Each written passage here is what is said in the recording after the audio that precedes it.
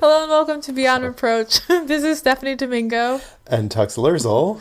We come to you from Bushwick, Brooklyn, where we record on land belonging to the Lenape Nation, a nation that is one of many still very much out here doing its thing, and we'd like to acknowledge that. We sure fucking would. This is the show about scandals and scandalousness in American politics and government. Both of those things. Yes. Scandals and scandalousness. We be drankin' and we be swearin', as is our way. Heck yes.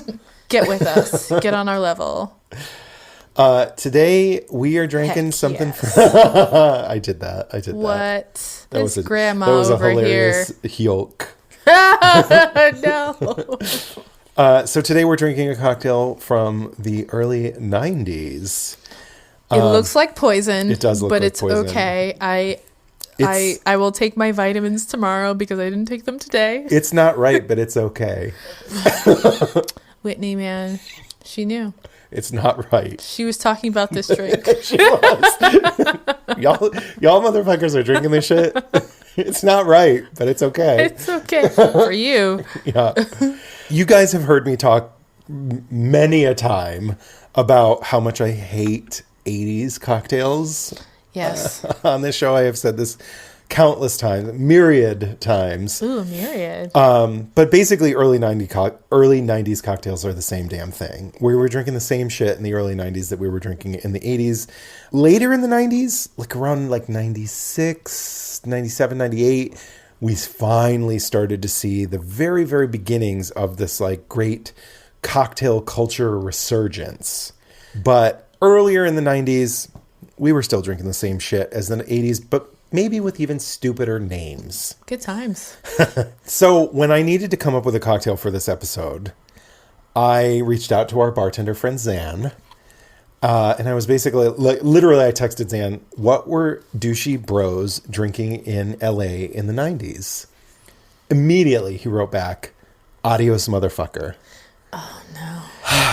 Yikes. Yes. So we are drinking an Adios Motherfucker. So we're friends with Zan because he and my husband, Russell, were really good friends in LA in the 90s when they were young. So I'm like, okay, Zan knows what he's talking about. He knew what they were drinking back Zan be then. knowing. Yes. Okay. I had never heard of an Adios Motherfucker. I had to look it up. It turned out to be perfect for this episode. Absolutely perfect. Not only because it was the drink of choice for young white turds in Los Angeles Not the in young the 90s. white turds. But also because I am doing another story about police fuckery. And if you recall, when I did my story about the City Hall riot in New York City in the 90s, we drank a Long Island iced tea. We sure did. We were very skeptical as we drank.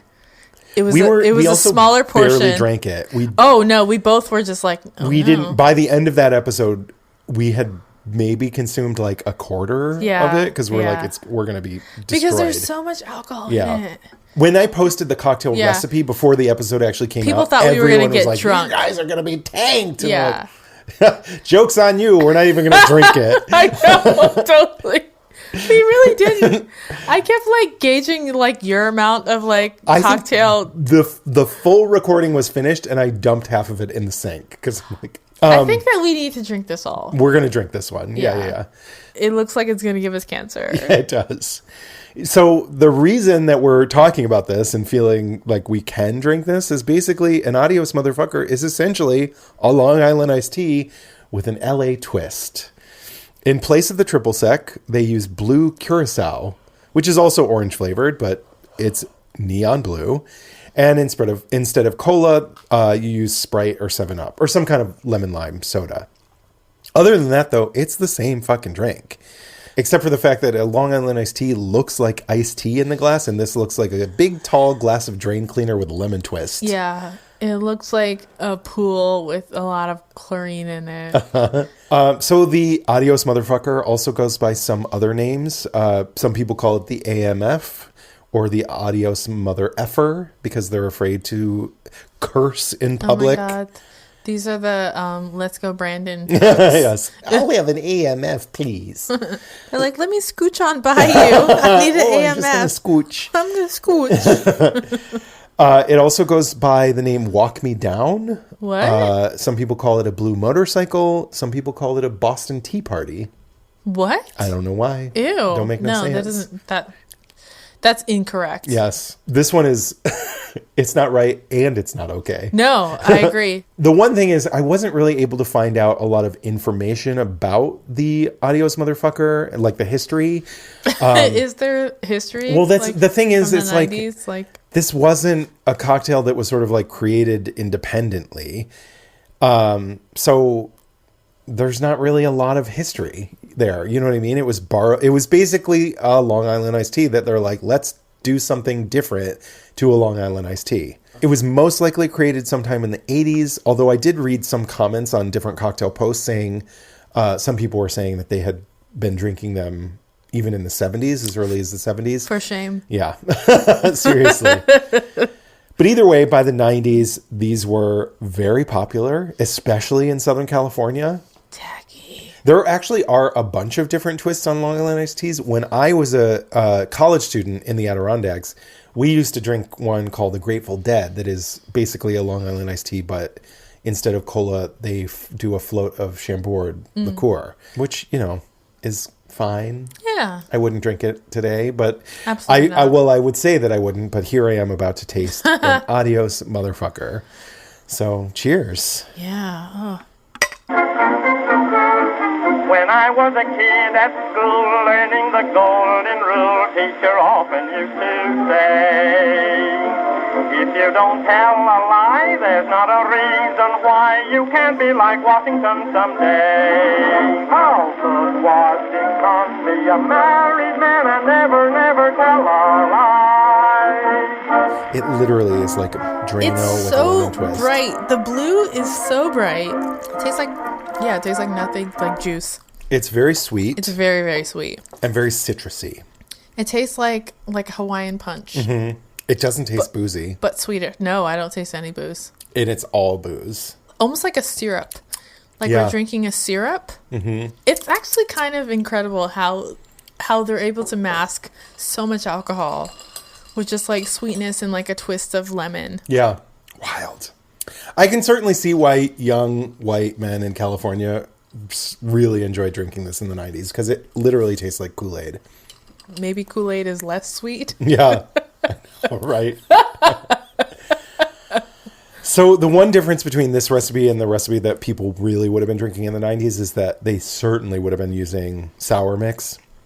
Whereas like we did when we made the Long Island iced tea, we used a mix of simple syrup and fresh citrus juice. I would say if we were going to have a second one of these that I would use less simple syrup the next time, but we're not going to have a second one of these. Oh no. I feel like we owe it to ourselves to drink it all. I am excited to try to consume this entire thing. That is plenty. Yeah. I think we're going to be fantastic. Again, though, that we are drinking these what happened when we drank. Smaller version of it. It is a smaller glass. Yeah. But still, it's a lot. Like we're not making up when we say we can taste no alcohol. None. I can taste no alcohol. Zero. Like, all I taste is sugar and citrus. Yeah, same. It tastes like a sweet syrup to me. Like a lemon candy. Yeah. Delightful. All right, so let's dive into this story from the 1990s. 1990s. Ah, yes, we're from the 1900s. We are, yes. We're products of the 1900s. All right, so in the past couple of years, we have been hearing a lot about police misconduct and violence, and especially hearing about the seeming immunity that police have from any consequences for their actions. Yeah, consequences. What's that? I've never heard of it. But did you know that in California, Los Angeles sheriffs have taken things far beyond the blue wall of silence and started to form literal gangs within their departments? I have heard whisperings about that there's like multiple gangs. Within the LAPD that they go around like doing crime. For some reason, it tends to be within sheriff's departments. It's not like regular police are not doing this. Worse. Yeah. Right? No, totally. 100%. I mean, yeah. Yeah, they have a bigger jurisdiction. Yeah. It's way worse. But like regular police aren't doing this. Which is confusing. I guess that's good. Yeah. But I guess you mature up to feeling comfortable enough to do crime. Yeah. And terrorize people. Yeah. Yeah, these deputy gangs allegedly engage in violent criminal behavior against the communities they're sworn to protect, and even clash with other law enforcement officers. I've heard about that, yes. It turns out that these gangs are actually nothing new. They have reportedly been thriving in Los Angeles County since the 1970s. Oh my God. Yes. Many share common features like hierarchical structures, intensive recruitment, hazing of younger officers, and a resistance to outsiders. But one of the most common and recognizable features is membership tattoos. What? Tattoos. Tattoos? Yes, tattoos. They get tattoos? Yes. According to reports... Isn't that bad, though? Because then you could be like... They could be like, oh, hey, you're in a gang? I read something about, like... I cut this from my outline, so I don't have the facts straight. So don't quote me on this, but I remember reading something about someone where they were suggesting that to root out these gangs, that they should be looking for the tattoos. The tattoos, yes, and of course. The gang members were like, that's like, it's unconstitutional. You can't look at my body. Like, I'm not going to let you look for tattoos. And like, you can fight me on that, basically. But you were a public servant? So maybe let's say that your body, I don't want to say it's public property, but like your salary is being paid by people who want to know if you have certain tattoos. We're not asking to see your asshole because it's not on your asshole. I don't see how that's any of your business. Okay. Whether or not I have a gang tattoo on my body, that's none of your business. That is actually my business. I am paying your salary after all. I know that you think that it's none of my business, but like, let me just not pay my taxes. I wish so I you had get kept no money. this part in my outline because there was like a really gross quote about how it was a violation to be asked whether or not someone had these tattoos. You're a public servant. I mean, that doesn't mean you have to serve the public. Okay, you're right. You're right. You're right. Yeah. Wow. That's really fucked up. Mm-hmm. Okay. Mm-hmm. I'm going to let you proceed. But like, wow. Thank you. I'm just going to let my mind like melt into my skull. Yes. So according to reports, these tattoos often have to be earned, quote unquote earned, sometimes by acts of violence against the residents in their jurisdiction, or sometimes by illegally falsifying reports or violating departmental protocol, showing their loyalty to their gang. What? Mm-hmm. No big deal. Violating like protocol, like to show your loyalty to the gang? That you're more loyal to the gang than you are to the department, essentially. That's how you become a gang member. Yes. So deputy gangs are not exclusive to Los Angeles County, but they certainly have proliferated there. The LA Times reported, quote, defenders say the cliques are harmless fraternities, likening them to close-knit groups in the military.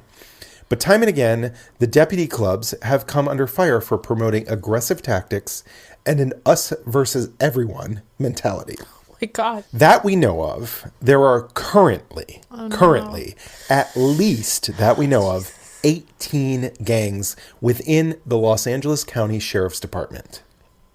What? 18. But that's a lot. It is a lot for Los Angeles County. Los Angeles County. Two is a lot for one county. A lot, yeah. Yeah. But there have not been any internal investigations or significant policy changes to address the issue of these gangs, despite their rapid growth over the past 50 years. Oh. In those years, evidence shows that these deputy gangs have killed at least, that we know of, at least 19 people, all of whom were men of color, and at least 4 of whom were mentally ill. Oh my God. Los Angeles County keeps a list of lawsuits related to deputy gangs. And wait, what? Yes. Because they know that this is happening. So why don't they crack down on it? Fully aware. Because district attorneys don't want to go against the police, because if the police don't cooperate with their investigations, they won't be able to do their jobs. I get that. But the fact that there are 18 gangs within your jurisdiction, like, what the fuck are you even doing? But my job would be harder. They're running the shit. Yeah, like, literally. What are you even doing here? Like, why even... Whatever, okay. Litigation to cases related to these gangs has cost the county... Los Angeles County, over $100 million over the past 30 years. They don't care. Yeah. So I would like to propose a toast. Raise a glass. Toast to defunding the police. Oh, yes. Yes. Or at least making them pay for the lawsuits and settlements caused by their own misconduct 1,000%. And violence. I think that they should have insurance. Literally. They should have to have insurance because...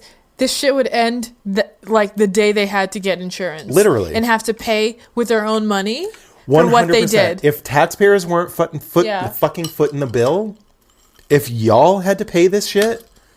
It'd be over. It would be over. Police leadership might actually do something. And they would have to serve the public. Yeah, exactly. Police leadership might actually do something to stop their officers from acting like vigilante cowboys with a license to kill. Yeah. And might actually fucking make them do some real police work. Mm-hmm. Anyways, I'm going to give a little bit of a trigger warning here. Oh. I just want to warn everyone before I dive into this episode. I gotta go. I know. This story will contain some brief but graphic descriptions of violence. There's a lot of violence I'm about to throw at you. At least we have this bright blue cocktail to consume while we're hearing about it.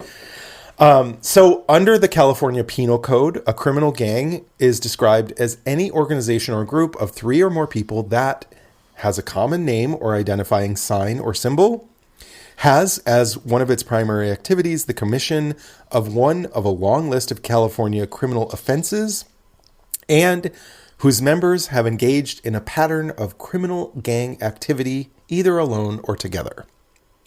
Sheriff's deputy gangs certainly fit this description. Yeah. As far as we know, the first deputy gang in Los Angeles County was called the Little Devils. The Little Devils. You're calling your... Okay. So cool. Cutesy. Yes. Cool. In 1973, an internal memo listed 47 known members working in the East Los Angeles Sheriff's Station, all of whom had the same signature red devil tattoo. Oh, wow. Yes. Deputies appeared to take pride in the terror they inflicted on the Latin community they served. And along with their red devil tattoo, they also nicknamed the East Los Angeles Sheriff's Station Fort Apache, referencing a 1948 John Ford Western about a U.S. cavalry outpost that was essentially surrounded by native tribes that they considered dangerous savages. Wow. Yeah. That's so fucked up. So they're like the white men. That you're supposed to be serving. Exactly. They're dangerous seeing savages. Everyone as a dangerous savage. But then again, I think a lot of people get into law enforcement just to hurt people. Exactly. Yeah. Which is sad. So following the Little Devils, a bunch of other gangs started popping up in the 1980s. Again, for whatever reason, most of these gangs, like the Cavemen or the Bandidos, proliferated especially among sheriff's deputies rather than regular police officers. Wow. However, some gangs also started popping up amongst corrections officers in corrections facilities. What? Yes, there was a lot of... Because they have so much power exactly. there. They have ultimate power. Yeah. When you have people in cages. Exactly. The posse operated out of the Twin Towers Correctional Facility and allegedly targeted incarcerated people struggling with mental health issues. Oh, God. Yes. The 3000 Boys operated out of the Men's Central Jail, and they would, quote, earn their ink by breaking inmates' bones. Oh, my God. Mm-hmm. That's how they earned their tattoos. The Wayside Whities... Can we, put all these people away somewhere? No. I mean, no. I wish, but no. No, that's not going to happen. Because they're all at this point, because this was in the 80s and 90s, they're all retiring with 6-figure pensions at this point. So, yeah. The Wayside Whities operated out of the Peter J. Pitchess Detention Center. That was the name they chose? Yes, the Wayside Whities. They surprisingly targeted black prisoners. Oh, that is... what? Especially... You don't say. Especially those who were violent towards the white prisoners in the facility. Okay. The Whities used hand signs where they crossed their middle fingers, creating a W like this. Yes. Hilarious. Gang signs. Yes. That's so, like, I don't know, old person. So in the late 1980s, attorneys who were pursuing cases against police structures in Los Angeles counties asked a man named David Lynn, a private investigator who focused on human rights violations, to look into the Wayside Whities. They're called the Wayside Whities. I know. Like Exhibit A through X. Yeah, like, seriously. What the fuck? Yeah. Quote, that was the first gang that we heard of. Oh, okay. And such a blatantly horrific name. Accurate. Yes. Despite the evidence Lynn found against the Wayside Whities, the case never made it to trial. Wow. Lynn says that's common with deputy gang cases. Quote, the county does not want these cases going to trial because then you get deputies and victims under oath, and they avoid that at all costs. Yeah, because the city would be liable then if it's on the record. Yeah, exactly. I'd have to pay money in damages for. I mean, they're still they still have to throw money at these people. Yeah. The county just... Well, because there's so much evidence, because these people aren't... I mean, because they're law enforcement, and they know that there's no recourse, or like... I mean, they are the law. Yeah. So they're not trying to like be slick about it. No, not at all. So this quote continues, the county just keeps throwing money at the defendants and the lawyers. It's a business. If that's what it takes. It all comes down to the DAs not wanting to make their own lives difficult by prosecuting the sheriffs. Yeah, because they would come after them and probably kill them, perhaps. Or but also they would just, everyone else that was in the gang that wasn't convicted would make their lives a living hell because they wouldn't cooperate with investigations and they wouldn't testify against the people they were trying to put away. So it would just make their lives difficult, and they don't want to deal with that. It would make their jobs difficult, is what I mean. In 1988, Lynn was asked to look into another case, the murder of Hong Pio Lee. Lee had been driving through Compton the morning of March 8th, 1988, when, according to sheriff's deputies, he ran a stop sign. They tried to pull him over, and they claimed that he sped off, leading them on a chase all across freeways and surface streets towards Long Beach, where two local Long Beach police officers joined the pursuit. When he finally came to a stop, deputies approached his vehicles, drew their guns, and ordered him to surrender. But before he could get out of the car, all of the deputies opened fire, shooting him 9 times in the back. Oh my God. While he was still sitting in his car. The local Long Beach police officer, one of the two, turned to his partner and said, "We just observed the sheriff's department execute somebody." Yeah. So the report from the district attorney acknowledged several inconsistencies between the accounts of the deputies and those of the local officers, but somehow the DA still found that the deputies had acted in self-defense. They were afraid, don't you know? A man sitting in his car with his back to them. Afraid of, just the public that they're supposed to serve. Anything could happen when someone's back is turned and they're just minding their business. They're not armed or anything, but it's fine. They're just scared. What if? How terrifying. Okay. Maybe his eyes shoot lasers. Okay. Have you thought about that? Well, his eyes are facing the other way, but hey, okay, he could turn them real quick. Maybe he has eyes in the back of his head. Ooh, see? He might be their grandmother. The defense rests. Where was I? So as far as we know, you were at eyes in the back that are lasers. Yes, go on. Laser eyes in the back of his head. As far as we know, no one was ever disciplined for this. Oh my God. Yeah, no one.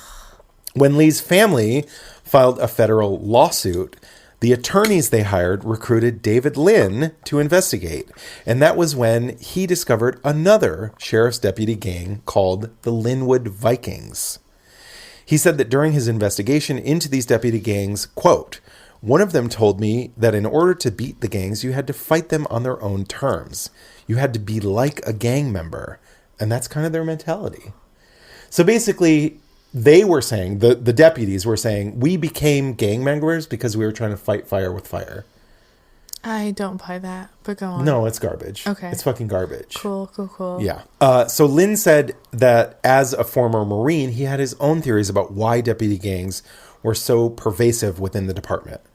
In 1990, he wrote an opinion piece for the Long Beach Press Telegram saying, "In Vietnam, we served in a place where we didn't belong. We really didn't care what happened to the people who lived there. What? When it was over, we were going home. We were taught that the lives of the Vietnamese didn't carry the same weight as ours and that of our fellow soldiers. Similarly, Lynwood deputies are paid to drive in to fight a war in a community that they have no vested interest in. They spend their days and nights in Lynwood abusing and maliciously disrupting the lives of those who look, act, and live differently than they do. Lynwood deputies now know, as we knew in Vietnam, that their superiors approve of their actions and that there are no consequences for their acts." Damn. It sounds like the NYPD. I mean... coming in from Long Island. Exactly. Doing what they do. And this is the same exact era that this was happening, same exact era of the City Hall riot. Yeah. Yeah. I mean, this is happening now. But I mean, still. Yeah, exactly. But Lynn's out here dropping big facts on these fuckers. Telling on yourself. Yeah. Well, yeah, just because he was a Marine during Vietnam doesn't mean that he agreed with how it all went down, but... Yes. Yeah. So, Lynn discovered, essentially, that the Lynwood Vikings operated very much like a criminal street gang. They referred to their gang as LVS 25, or Lynwood Vario Sheriff Station 25. They would flash one another gang hand signs, and they spray painted graffiti in their jurisdiction mark their turf. That's so extreme. Yes.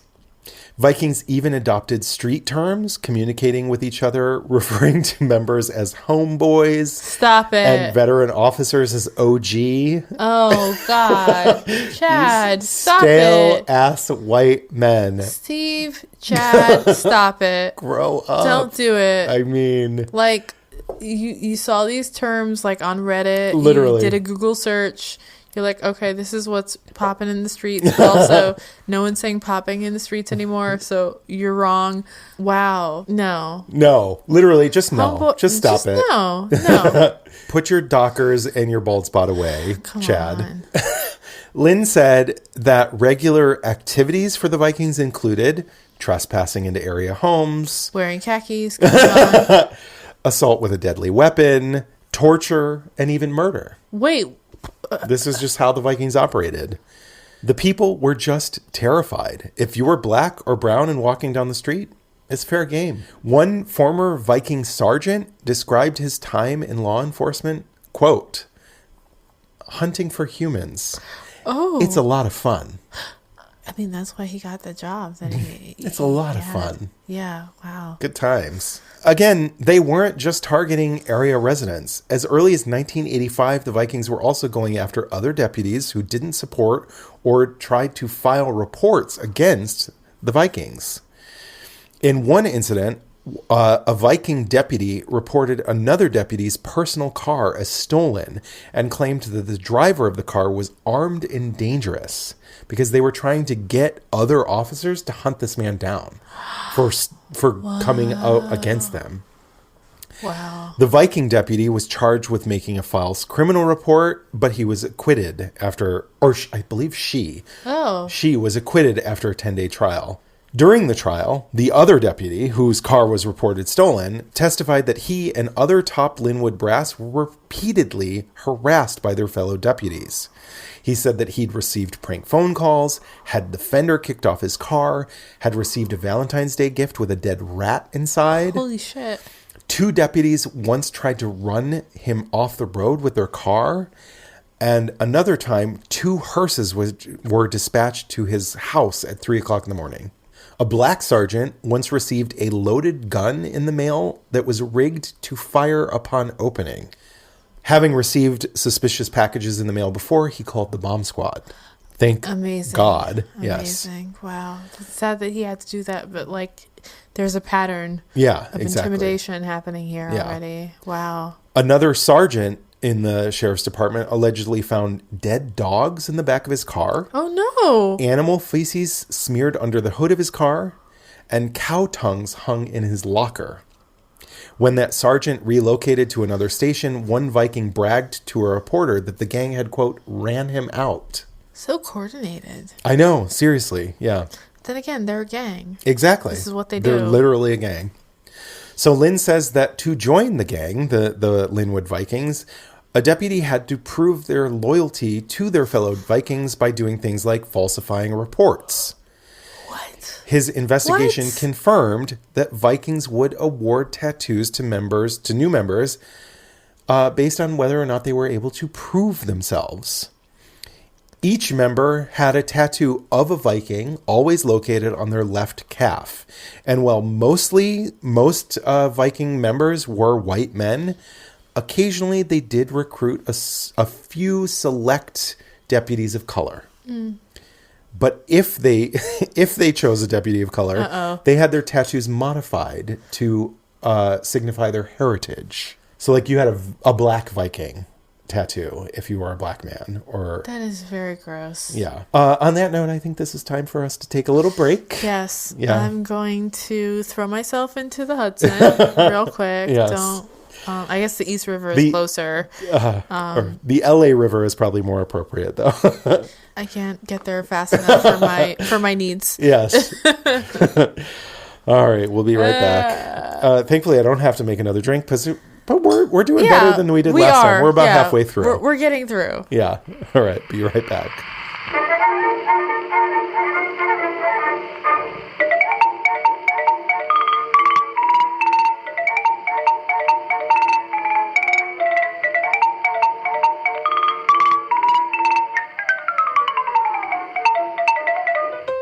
Hey, this is Brandon from Peculiar Picture Show, the podcast that talks about movies, maladies, and mental health. And this is Maria, also from that podcast. So we were wondering, do you like movies? Do you like mental health? Oh boy, do I ever, Brandon. Well, then I've got a podcast for you. Peculiar Picture Show is the podcast for you because it is about movies and mental health. That's right. We use movies to talk about mental health issues like borderline personality disorder, social issues like systemic racism, and other things. Like how bad Shakespeare in Love was.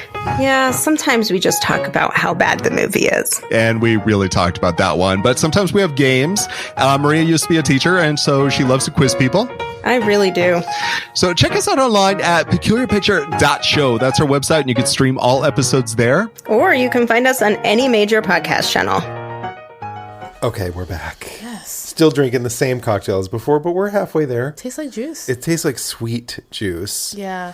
It feels like a slap in the face after that delightful cocktail that we did last. This is upsetting. The Clover Club. To go from the Clover Club to this is insulting. It's disrespectful. It is. It is rude. Okay, so in April of 1990, 2 years after the killing of Hong Pao Lee, Lee's family accepted a $1 million settlement from the county funded by taxpayers. That's not enough. But okay, sure. Not. But funded by taxpayers and not the sheriff's department. During his investigation into the Lynwood Vikings for the Lee case, David Lynn uncovered several other incidents that later became part of a federal civil rights lawsuit. More than 70 Lynwood residents joined a class action suit claiming that deputies engaged in harassment, brutality, and terrorism, particularly against Black and Latino people. At least 30 people saw their homes ripped apart as they were held at gunpoint. Yeah, that sounds about right. And at least 100 people suffered lifelong trauma from these incidents. At the time, Viking deputies claimed that they were just a harmless social club. Baking together, going bowling, just being social. Just beating people with... Just being real social as we terrorize ethnic communities. Yes, no big deal. So there are too many incidents named in this suit for me to go through all of them, but they were brutal. And unlike the street gangs that they claimed to be fighting against, the Vikings knew that the law was on their side. Oh, yeah. And they could do whatever they want. They are the law. Exactly. Lynn said, quote, They had all the earmarks of a regular street gang and should have been treated as such, but of course, they never were. According to this lawsuit, deputies frequently used excessive force during arrests, often beating people so violently that they were left with lifelong pain and injuries. Often, after arrests, deputies would handcuff their victims and put them in the back of squad cars, not seat-belted, and they would drive so recklessly to the station to, bring them in, that they would be violently tossed around the back seat, smashing into windows and metal barriers on the drive. Wow. Yeah, I mean, I'm not surprised because I've heard of similar things happening. I'm just thinking of like the Montgomery bus boycott. Like, totally. They strategically would like take the fare from like black riders and then start driving insane as they're just trying to walk to the back of the bus where they're only allowed to sit. The bus drivers would do this. Bus drivers, yeah. Yeah. So deputies would often also beat their victims with heavy metal flashlights. Oh, God. And batons. Those flashlights are really heavy. I know, yes. They would kick and stomp on people's heads and limbs with riot boots. What? Their victims were often arrested on trumped-up charges. Did anyone die? Yes. Oh. Yeah. Okay. Yeah. Because I'm thinking mag lights plus like seriously jack boots. Yeah. That's exactly. Like what? Yes. And the DAs would just cover it up. It was fine. No big deal. But so their victims were often arrested on trumped-up charges that would not stick in court. But if their victims went to the hospital to seek help for their injuries that they sustained when being arrested, the sheriffs would show up at the hospital to arrest them again on new phony charges to get them away from hospital workers who would listen to their, stories. Most of their victims were young Black or Latino men who were somehow believed to be associated with street gangs. But they never fit the description. Exactly. Don't you know? Exactly. It never seemed to matter if there was any real evidence against them. Their friends and families were also being targeted because of their supposed potential link to street gangs. On several occasions, large groups of deputies would raid family homes or businesses, destroying everything in their path, seemingly just for fun.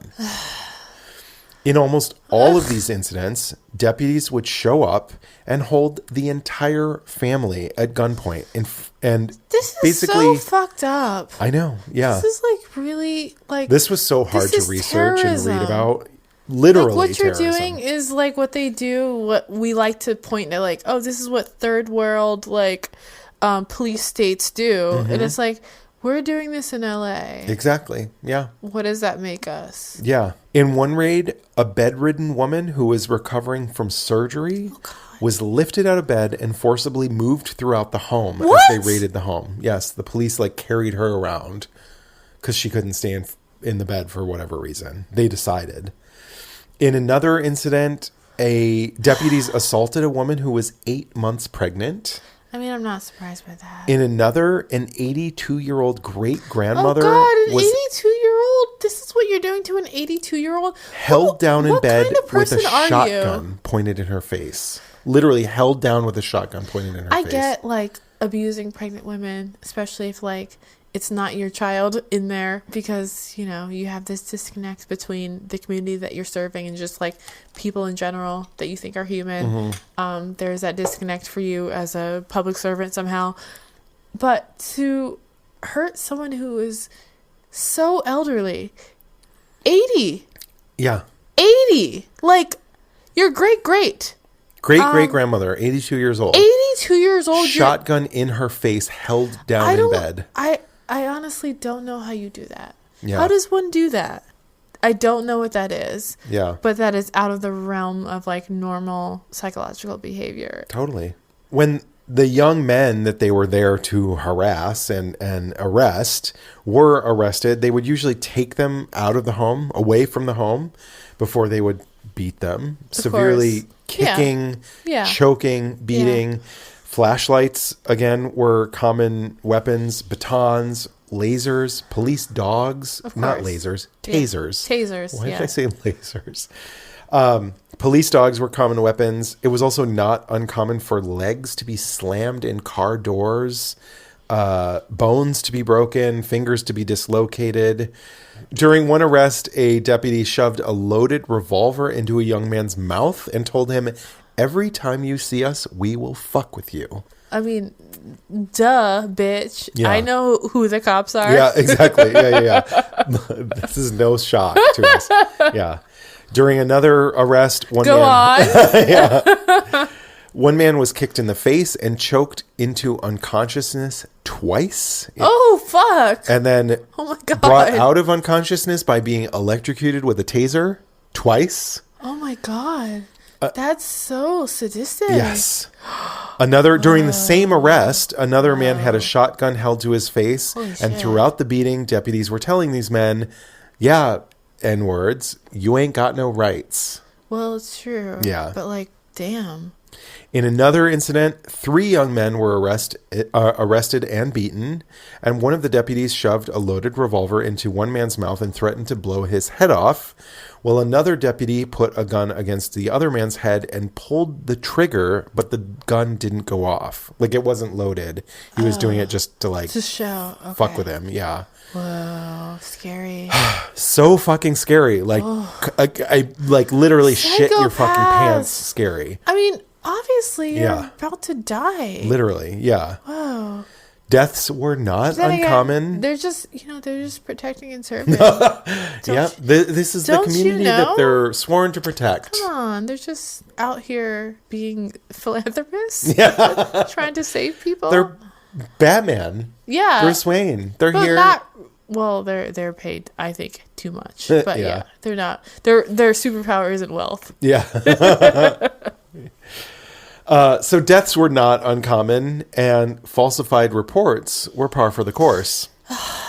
Bad apples, as they say, but also they never toss out the bad apples. So No, they let them fester and Yeah. infect all the other apples. and it's just so weird because they say that they're like these professionals, like we're here, like we've been doing this for a really long time. We're essentially, this is what we do. But then they see people who do things that are wrong and they never criticize. No, they're like, I'm going to do that too.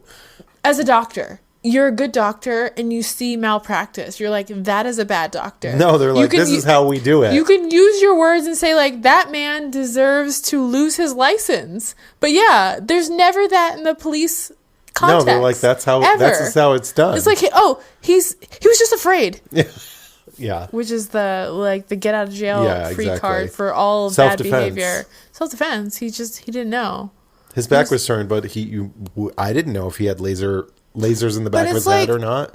But the entire structure is built to protect them, so it doesn't matter whether you do your job well or not. So this case against the Lynwood Sheriff's Department was met with skepticism by local press because at the time, most people believed that the police and the district attorneys could do no wrong. They're the good guys. They're here to protect and serve. But when one man who was involved in this suit, who was like a plaintiff? No, plaintiff. Yeah.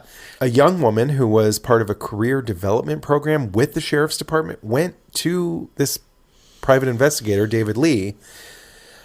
He said, quote, "She overheard deputies planning a hit. That night he was killed, they made it look like a drive-by shooting." Lynn's sources in the department confirmed that this had happened before. Of course. Lynn wasn't sure what to do next, though. He said, "We didn't know what to do with something like this. Who do you call?" So he took it to the FBI. His team was livid because they said the FBI couldn't be trusted either. And they were right. Yeah, FBI is not who you. Yeah. I mean, but then again, it's like who do you you call? Yeah. Yeah. Lynn's witness later recanted her story because the investigators threatened to send her to prison if any deputies were convicted. Yeah. It's so common. In audio tapes and transcripts of the interviews with Lynn, she expressed frustration that her FBI handler had seemingly intentionally ruined attempts to secretly record incriminating statements from one of the deputies involved in the shooting. Yeah, this reminds me of like the School of the Americas. There was like that one woman who tried to come forward, Colombia to Miami. She's like, "Let me contact the FBI. No, they're gonna help me." And they were trying to tell her to. No, you didn't see recant. Nothing. Yeah. You didn't see what your eyeballs saw. Exactly. Don't you know? Yeah. If you want your family to survive, so exactly. she's still in hiding because of this. Unbelievable.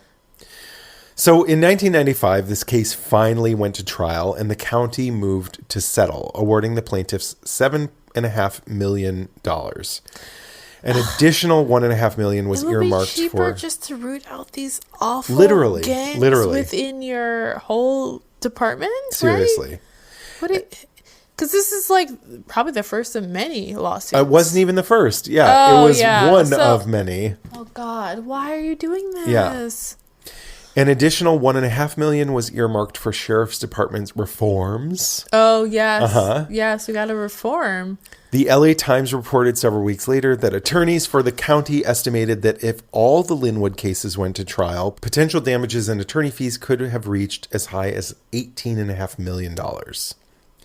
The judge in this case wrote of his decision, "The actions of many deputies working in the Lynwood substation are motivated by racial hostility. These deputies regularly disregard the civil rights of individuals they have sworn to protect. Duh. Many of the incidents which brought about this motion involved a group of Lynwood area deputies who are members of a neo-Nazi white supremacist gang, the Vikings, which exists with the knowledge of departmental policymakers." So the Lynwood station closed in 1994 because of this trial, or at least largely because of the trial, where all the Lynwood Vikings were stationed. Okay. Yeah, that was their headquarters originally. There's no police department anymore in that area? They built a new station there. It's now called the Century Station. But it's in Lynwood. So it did essentially nothing to deter the Vikings. Cool. Instead, the Vikings learned that even a federal trial that cost the county millions couldn't touch them. In fact, no significant reforms were adopted, and many of the Vikings were promoted and moved into different jurisdictions where they had the opportunity to share their tactics with other departments and bring in new members into the fold. Wow. So just spread the disease to other areas of LA County. Yes. This is awful. Yes.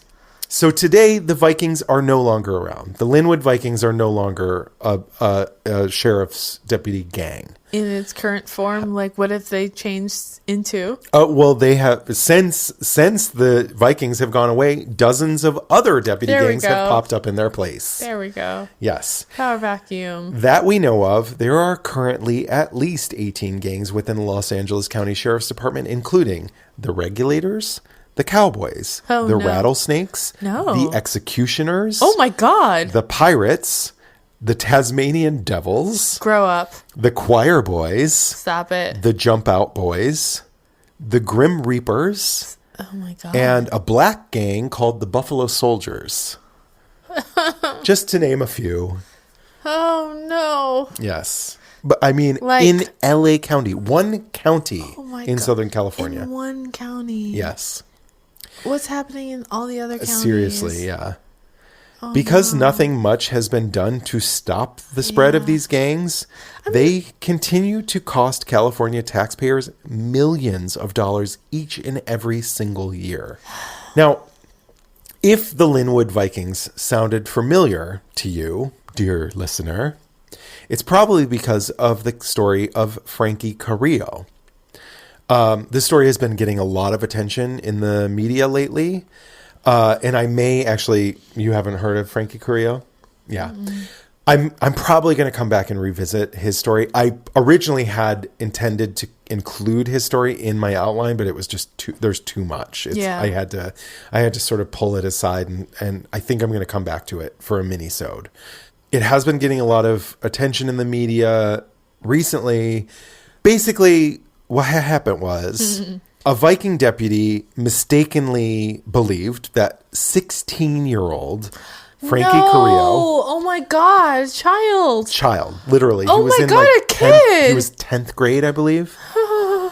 Viking deputy mistakenly believed that he was in a gang called the Young Crowd.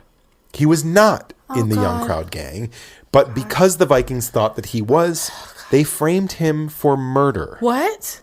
Framed him. He didn't commit this murder. But, like, why? Because they were just like, we need to get a gang member off the street. This kid's clearly in a gang, even though we have no proof.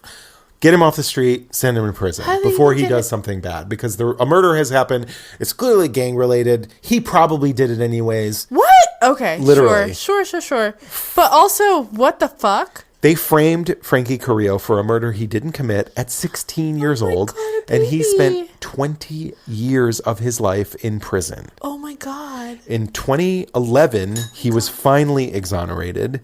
And in 2016, LA County settled Carrillo's civil suit for over $10 million. Over $500,000 for each year of his life that he lost in prison. Okay. So it was recently featured. Is he still alive? He's okay. Yeah, he's okay. I'm so I thought it was Kalief Browder who he got out and then he committed suicide. No, he's because still of all of the pain. When he was incarcerated. As far as I know, he's still alive. Unfortunately, cases like this are far from rare. I mean, they're so common. They're so common. Especially the cops just fabricating evidence, especially if you're black or brown. Totally. Yeah. They just don't like the look of you, and they can easily put you away for life. Yeah. And then 100%. Put you into solitary when you rebel because you've been sentenced unjustly. It's a holdover from slavery. That's Absolutely. all it is. Yeah. And civil suits like this that are brought by victims of these deputy gangs have cost LA County over $100 million in the past 30 years. Wow. $100 million. That's a lot of money. Yeah. So before we wrap up today, I just want to say that a lot of my information for today's story came from a 15-part series on the history of Los Angeles deputy gangs called A History of Violence by Cerise Castle for Knock LA. It's very detailed and very dense, but it's Knock really... LA is it's a podcast? It's an independent community journalism project. Oh, cool. Yes. Cool. It's very, very informative and dense, but it's a 15-part series, so it's if you have the time to read one at a time, it's totally worth it. Most of my information came from 2 or 3 of these 15 parts because I was focusing more on the Lynwood Vikings than the other gangs, and this goes through all of it from the 70s to today. Wow. There's one whole section on Frankie Carrillo and the trial, but we'll talk about this more most likely in the next mini. Yeah that was a lot. Thank you. Jesus. It was really hard to research this story. Thank you for looking into this. Oh my God. Oh God. Not only am I seeing all of this violence and having to read about it over and over and over, but I'm also seeing the same people. Oh God. The same deputies' names come up over and over as they're promoted through the ranks. But they're just bad apples, don't you know? And they're just climbing higher and higher and higher and spreading their poison to further and further people. Oh my God. Yeah, the fact that they're being promoted and put in positions of leadership, now you're in charge of a whole division and you can spread your violent nonsense. And most of them, because this all happened in the 90s, most of them are now retired and making 6-figure pensions, sitting pretty at home, collecting at least they're not hurting people, I guess. But they paved the way for much more hurt. Oh, you're right. It's so vile that they're able. I mean, I assume they're able to feel good about what they do, and because they're fighting. One of them in particular, fighting crime in their minds. Yeah, I'll get more into the whole Frankie Carrillo story in the mini, but the deputy who was sort of instrumental in putting him away has zero regrets and is thinks that he's a good guy, and Frankie Carrillo deserved to go away, even though he had no proof whatsoever, no evidence at all. He's still certain to this day that just because the look because he decided he's a fucking poor brown man, so clearly he did it. He had friends who were in the gang, so he must have been in the gang too. what a career to be in. You can be wrong and like be promoted and like be bad at your job and be violent and like actually kill people. It's not like you're fucking up a Excel like spreadsheet. You know, you're actually killing someone. Literally. And like, or like stealing 20 years of their life away from them. Oh God, you're right. Our drinks are empty. We just had all of the liquors and some blue curacao, you know, for spice, and some Sprite. Seasoning. For some seasoning. This is how white people do seasoning. Make it blue. Oh my God. Make it look like it's going to give you cancer. Yes. And then call me. Or clean your drain. Yeah. Oh my God. Yes. So bright. Mm-hmm. Even when mixed, I guess, with the clear liquor. So it's just as bright. So, it looks poisonous, but we drank it, and it tasted like juice. I won't say delicious, but it was enjoyable in some way. Oh, it tasted. I thought it was delicious because it tasted like a sweet type of juice. Yes, yeah. Sweeter than juice. Yes. Sweeter than Kool-Aid. Ecto-cooler. Ooh, I loved Ecto-cooler. Same. So our Ecto-cooler is empty. So I guess we're done. Oh my God. The next time we have to do a 90s story, I'm recreating a boozy Ecto-cooler. Oh, please. I would love to see it just like in a juice box somehow. Yes. Oh my God. If I can find an old juice box with Slimer. eBay. Yes. eBay. And fill it with vodka and blue curacao. Oh God. So America's history is juice. We just make a boozy juice. A boozy form of Ecto-cooler. Cooler, yes. Thank you so much for listening to Beyond Reproach. This has been Stephanie Domingo. And Tux Lurzel. Thank you to Tim Clough, our editor, sound engineer, our podfather. We cannot do this without him. Couldn't be done. It would be illegal. What a story.